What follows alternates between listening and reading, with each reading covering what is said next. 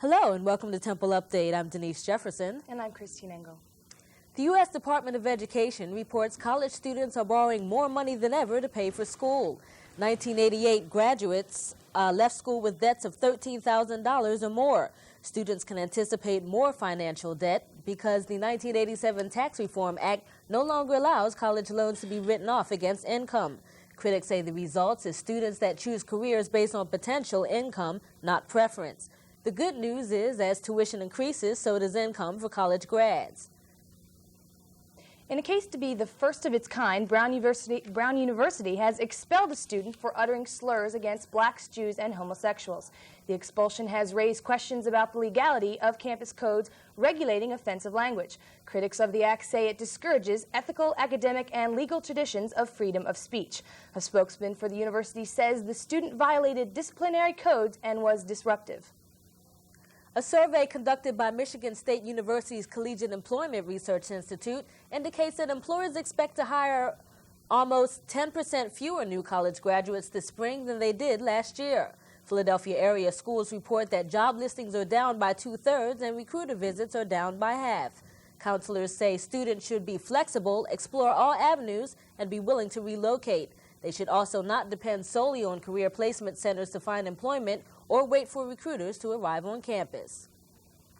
A recent symposium at the Student Activity Center gave African Americans a chance to voice their opinions on the role of blacks in the Persian Gulf War and other related issues. Valerie Hudgens reports.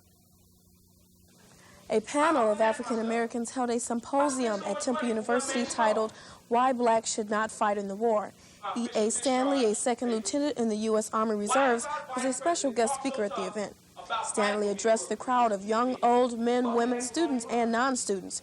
He spoke firmly about other issues the U.S. should be fighting against instead of war in the Persian Gulf. Against drugs, against homelessness, against unemployment, against racism, against AIDS, against insufficient health care, and against a lack of decent education. Stanley raised other controversial issues such as slavery still existing in some states in the Middle East. Danielle Alexander, one of the other panelists, gave supporting facts of these accusations. Since published sources indicate that during most of this century, a slave trade has existed with a center in the Arabian Peninsula, where such countries as Kuwait and Saudi Arabia. Following the presentation, Update got the opportunity to speak with Stanley. We asked him about the astounding 82% support for the war in the Gulf. I believe that those figures are very false, and they're not broad-based. I'm talking about all across the country. They're taking a certain populace, or they might be going into a neighborhood. It might can be all middle-class citizens. It might could be all rich citizens, and they're taking that information and they're putting it on these national polls, which I think is very inaccurate. They need to... Jason Taylor, a member of Alpha Phi Alpha fraternity who co-sponsored the event with Omega Phi Psi fraternity, said the program was not presented to force people not to go to war. Educate people, let them listen to an issue, and then make up their own minds. We're not trying to force our views on anyone, and we're not trying to take one side or the other. We're just trying to let people hear a side of the argument, take it, internalize it, and decide whether it's for them or not. The presentation has stirred the minds of many in attendance, and if the draft is to be reinstated, the decision to fight will be one that each individual, whether black or not, will have to make for himself. Reporting for Temple Update, I'm Valerie Hudgens. Temple University was recently featured on CBS's televised news magazine program 48 Hours. The show, titled Against the Odds, focused on issues confronting young African-American men in the community surrounding Temple University.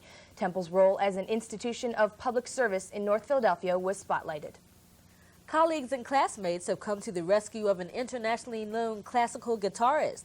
33-year-old Pablo Cohen is a doctoral student at the Esther Boyer College of Music. His $5,000 instrument was stolen during a recent trip to New York City. Cohen planned to take the custom-made guitar with him on an upcoming European tour, but now he may be able to purchase a new one. Friends and members of the Latin American Musicians Association are planning a benefit concert on March 9th to raise money for another guitar. In a battle to attract students, Temple is one up on its competitors. The Temple Challenge team has begun its search. Update's Monica Traynor reports. Are you up for the Temple Challenge? As a reaction to decreased enrollment, university officials have enlisted help in the form of the Temple Challenge team. We're hoping that this will be a very exciting thing for our students to give them insight on the programs at Temple, to talk about campus life, dorm life, and we feel that students will be able to relate to other students. Basically what we'll be doing is just assisting Laura. So after she gets her normal presentation, we're basically coming with an open discussion, conversation. If they have any questions, how do we like Temple, why did we choose Temple, we just answer questions like that. The challenge team first tested their ability to recruit students at Girls High. Laura Reddick, an undergraduate admissions officer, gives basic facts about Temple, while students Nadine Means and Susan Milgate answer individual questions. Students attending the program say it is both informative and personalized. Well, I didn't know about the activities and about the theater and everything, and that it made me a little bit more aware. I thought it was just all academics and you just go, but I didn't know about all the activities there. I learned that, even though, you're not sure about what you want to do in college, there's always people around to help you, and there's people around to, always assist you in anything that you need help in. The successful kickoff at Girls High has lifted the expectations of Challenge Team Chairperson Dr. Steven Zelnick. First indications we have is that this is a very good idea, and the responses have been very upbeat, and people seem to like seeing Temple students come into their schools. Now, even though the impetus was the enrollment problems that resulted from the strike, we think we've got a winner here, and we're going to use it as long as we can. Reporting for Temple Update, I'm Monica Trainer. Student investors at Ohio State University made $1 million this year. As part of a class program, 10 students were named equity managers of $5 million in university funds. They made final decisions and investments under school supervision. 1 year later, the result is a portfolio with a profit of over $1 million and a valuable experience for college students. And now Chris Lozzi joins us. What a hectic week in sports we've had. It was. The basketball team had a very, very busy week. The Owls wrapped up their regular season at home, rolling over the Dukes of Duquesne. Vic Karstafen led the Owls with 18 points. However, April Ennis reports the night belonged to 4 graduating seniors. This game not only marked the Owls' final regular season game in McGonigal Hall, but the farewell performance of 4 valuable seniors who dedicated themselves to the Temple basketball program. Sean Randolph, Michael Harden, Jan Post, and All-American Mark Macon received cheers and applause from the fans for their individual success. Although All-American guard Mark Macon missed the chance to play against Duquesne due to a sprained ankle, the amazing senior played in 122 consecutive games, has led the team in points, and has stood out since his freshman year. Every moment was receiving the Atlantic 10 Player of the Year my sophomore year. Surely, number 12 will be remembered as one of the greatest players to ever don the cherry and white uniform. To leave my legacy behind so someone else can pick up on it and take it and also drop it off after they're finished with it. Reporting for Temple Update, I'm April Ennis. The men's track and field squad participated in the IC4A championships at Princeton. Among the highlights, freshman Jeff Daniels finished 4th in the triple jump. The ladies took part in the ECAC championships at Yale University. The Lady Owls finished 2nd in the 4x400 meter relay. That's behind the University of Pittsburgh. They were the winners. It is tournament time again in college basketball. It's called March Madness. And for Temple, it all began with the Atlantic 10 tournament at the Palestra.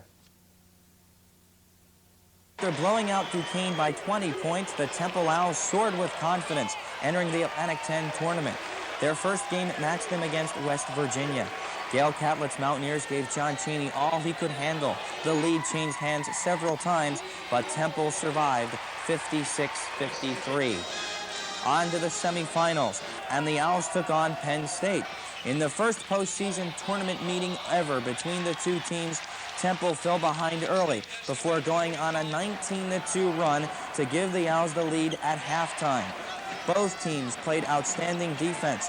Neither squad shot over 40% from the field, but with 5 minutes remaining, Donald Hodge, the center for Temple, fouled out of the game. Penn State all of a sudden had an inside game. The Lions hung in there. Down the stretch, they made the shots they had to. Penn State wins 52-50. Fred Turoff's gymnastics team keeps rolling along. They defeated Springfield to improve their mark to 9-1 and a perfect 5-0 in Eastern Intercollegiate Gymnastics League.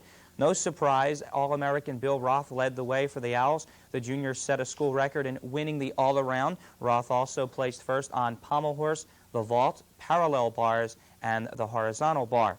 The women's team rose above the 500 mark with a third-place finish at a quad meet in West Virginia. That's 4 schools in 1 meet. From there, the Lady Owls defeated Penn at McGonigal Hall. Their record is now 11-10 on the plus side for the first time this year. Next for the Owls, Towson State comes to McGonigal Hall. The Philadelphia Wings, coming off a road defeat at the hands of the New England Blazers, came back to the Spectrum, needing a victory to keep their playoff hopes alive. Sports producer Scott Stevens reports. The Philadelphia Wings, looking to win their 3rd consecutive championship, have struggled so far this season without all-star and leading scorer Brad Kotz. The Wings, who are 2-4 on this season, find themselves a game and a half behind the Baltimore Thunder in the American Division. Recently at the Spectrum, the Wings hosted the Pittsburgh Bulls in hopes of keeping their playoff chances alive. The Wings, who had lost 2 in a row, were led by Gary Martin's 3 goals and 2 assists to outdistance the Bulls 11-9. After the game, Coach Evans believes the Wings' fate remains in their hands in reaching the playoffs. Oh yeah, definitely. I mean, if we had lost this game tonight, we would have been, well, we still would have been in the hunt, but it would have been we would have been looking at other people to do favors for us. So now the thing is still completely in our hands. I mean, we win our last 3 games, we're in no matter what anybody else does. Obviously, we'd still like other teams to do us some favors, but at this point in time, we definitely have our fate in our own hands, which is a nice situation to be in. The Wings improved to 3-4 overall and host Baltimore on March 17th, a 1:30 contest. Reporting for Temple Update, I'm Scott Stevens.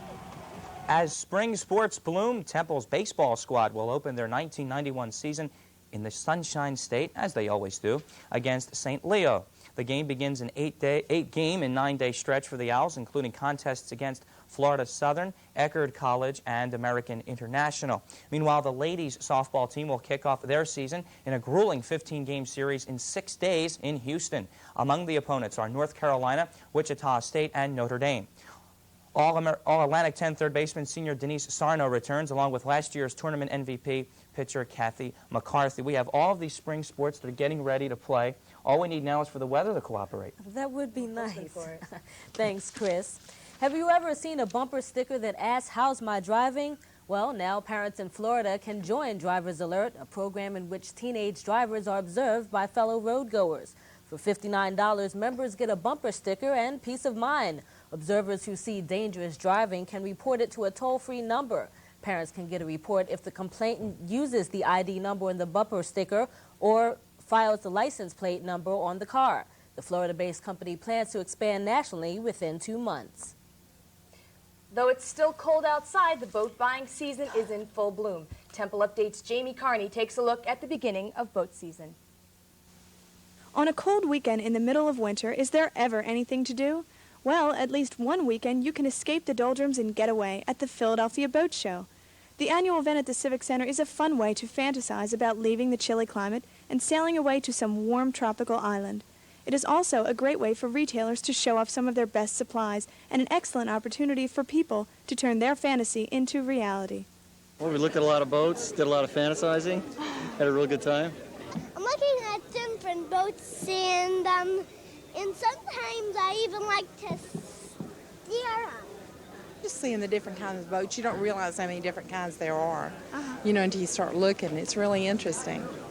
Although retailers say it is too early to judge, many experts believe that a new luxury tax will seriously hurt business. This new rich tax, which is an additional 10% on boats that cost $100,000 or more, is being criticized because it affects more than just the wealthy boat buyer. Well, we are kind of fighting that because I think that is, we feel that's very unfair for the money that they would generate for a luxury tax. They're going to be putting a lot of people out of work, and they're going to lose money that way in tax revenues. The highlight of the day was a big game fishing expedition in which Ed Masunas from Penn Reels attempted to reel in the catch of the day. Playing the part of the fish was 6'2", 195-pound Phillies pitcher Pat Combs. And he sees the boat. And then he just takes right off. And all you do is hang on for dear life again. This demonstration raised money for the Philadelphia chapter of the ALS Association, an organization providing care for people with Lou Gehrig's disease. they allowed me to pick the charity out, and it was something that the Phillies, organization the Phillies have been close to over the years, and we're getting close to finding a cure for Lou Gehrig's disease, and this will go to the research and to the foundation itself. The 55th Annual Philadelphia Boat Show is a breath of fresh air in the middle of a cold winter. Whether you're looking for that huge luxury liner or anything that suits your nautical needs and your financial ones. For Temple Update, I'm Jamie Carney. 1990 was a banner year in the government's war on white-collar crime. The Justice Department reports a record number of over 1,100 public officials were convicted. 600 of those found guilty are federal officials. Since the department established its Public Integrity Section 14 years ago, over 10,000 people have been convicted on public corruption charges. Holding in anger may be ladylike, but it's also life-threatening. Research at the University of Michigan has led to the conclusion that women who continually hold back anger have death rate 3 times higher than women who don't. However, this does not hold true for men. The 18-year-old study analyzed over 300 women and 300 men. Looking for a different way to spend a gloomy, rainy Saturday? Chris Avery has a suggestion. The Philadelphia area abounds in its selection of museums. There's the famous Art Museum, the Civil War Museum, and now the Museum of Mourning Art, a museum dedicated entirely to death and the customary burial activities which accompany it.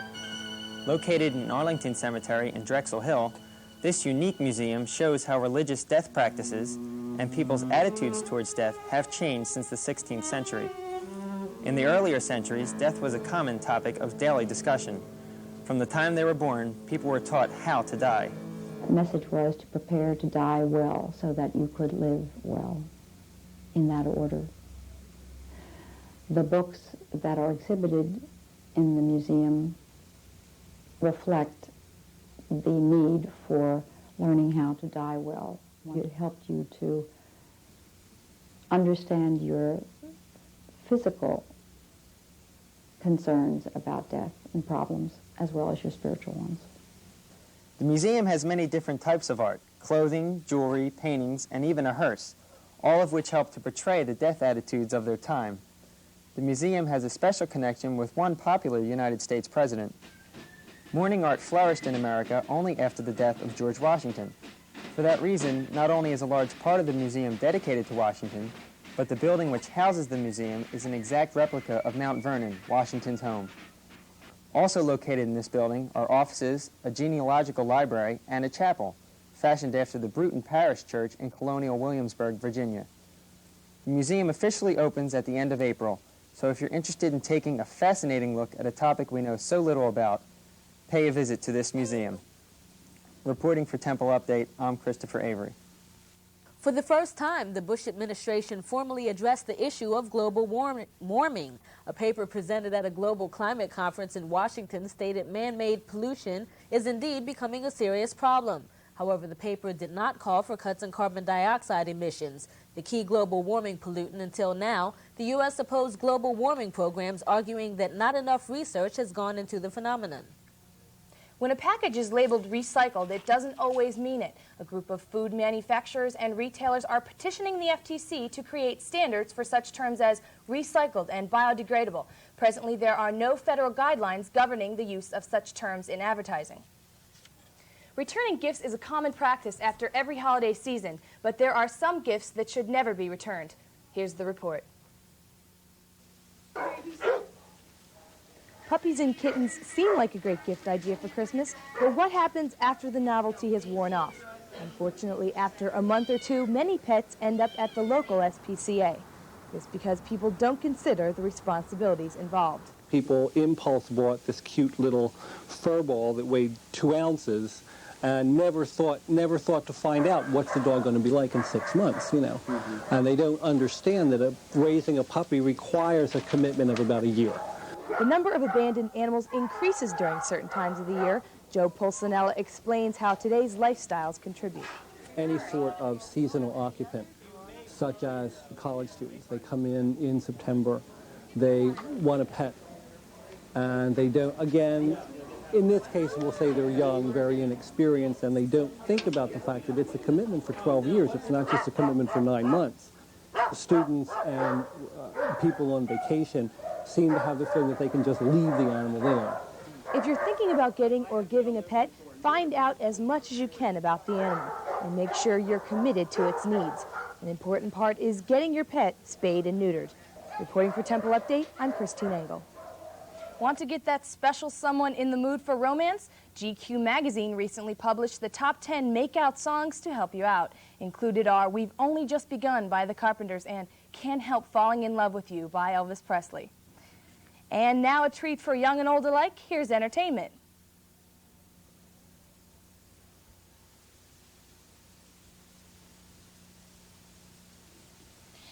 The nominations for Album of the Year award are Mariah Carey's Mariah Carey, Wilson Phillips' Wilson Phillips, Don Henley's End of the Innocents, and the E-Team's The E-Team Butchers the Classics.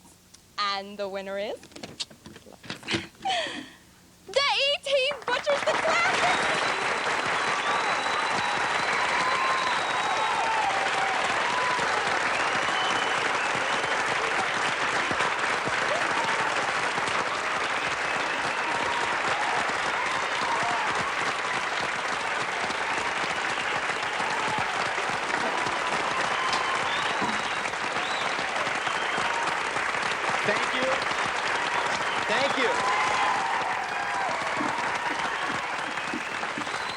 Sheila Sadowski could not be with us tonight, but I believe that she is live via satellite, taping the E-Team right now. Sheila!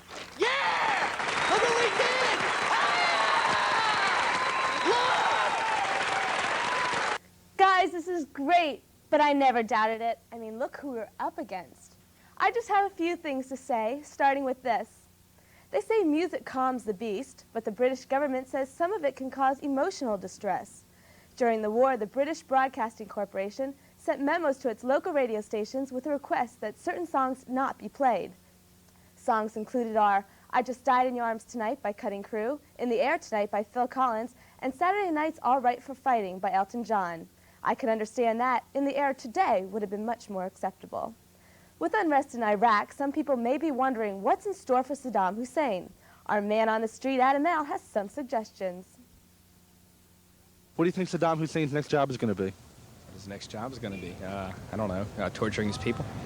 Torturing his people, really? He's already doing that. It's not really new. How about something different that he might be doing? How about a game show host?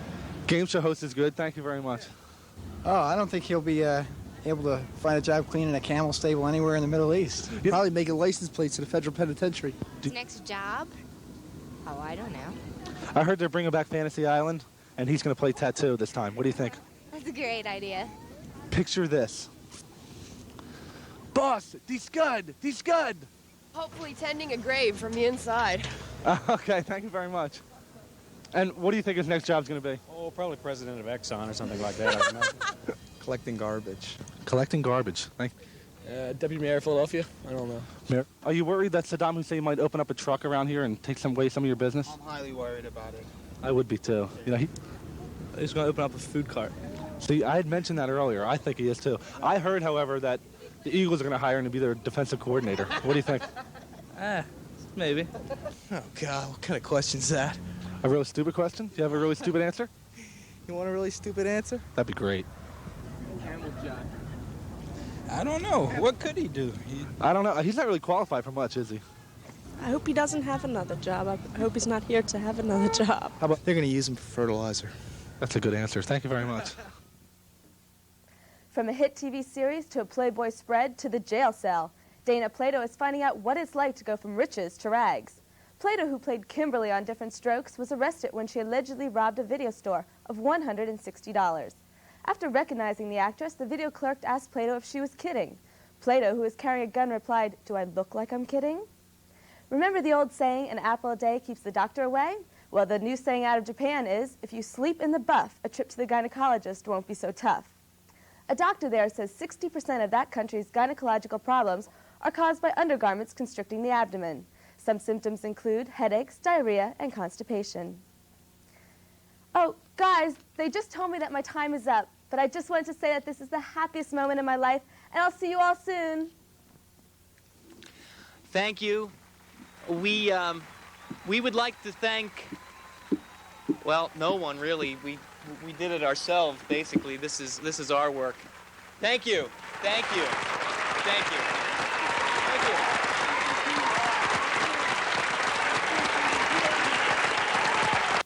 Is the smell of peppermint a bigger pick-me-up than a hot cup of coffee? Scientists studying how fragrances affect human behavior say that the smell of peppermint can increase productivity. The pleasant scent can make people perform better and more efficiently. It might even make you more willing to resolve differences. Concentrated juice is out and pure is in. Health-conscious students are drinking smarter. Update Steve Kenny reports. Look at any vendor stand and you'll see a 12-ounce brown beer bottle with a red and white cap. It's called Elliott's Apple Juice, and the ingredients are simply apples, over a pound of apples to be exact. The founder of the company, Elliott Hirsch, marketed the drink using its distinctive packaging. We tried to convince this guy to go into the juice business with little bottles, and he wasn't really interested. He couldn't bottle it, so he made the juice. We put it in tank trucks, and I found a small brewery that could pasteurize the juice. That's how we wound up in a beer bottle. The Elliott's Apple Juice bottle is unique, right down to its cap. On one side is the defiant slogan, "Up your apples," while an interesting quote is on the other. We try to inspire people. That's the purpose of the quotes. The popularity of the juice drink has spawned new and different drinks, and everyone seems to have a favorite. Papaya, definitely. Elliott's Apple Juice. Elliott's Orange. Elliott's Cranberry. Well, we sell about a third of our sales is apple juice now. And we have about 24 different products. We have more flavors than we know what to do with. Elliott's research department is currently working on some new flavors. The next one's aimed for the baby boomers, and it's a mixture of the traditional apple juice and prune juice. Yes, prune juice. What will they think of next? Reporting for Temple Update, I'm Steve Kenny. Bats may not be all bad. Vampire bat saliva can be useful in dissolving clots that cause heart attacks, says a Swiss pharmaceutical company. A heart attack occurs when a clot blocks the heart's supply of blood. A protein in bat saliva can keep human blood from clotting. For people uneasy about vampire bats, a clot dissolving agent based on leech saliva is in the works.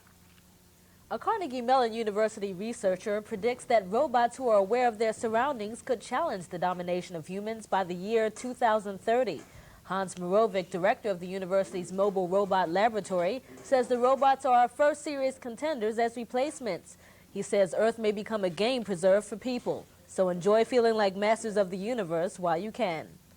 That's all for this edition of Temple Update. I'm Denise Jefferson. And I'm Christine Engel. For Chris Losey and the entire Temple Update team, we'll see you next time.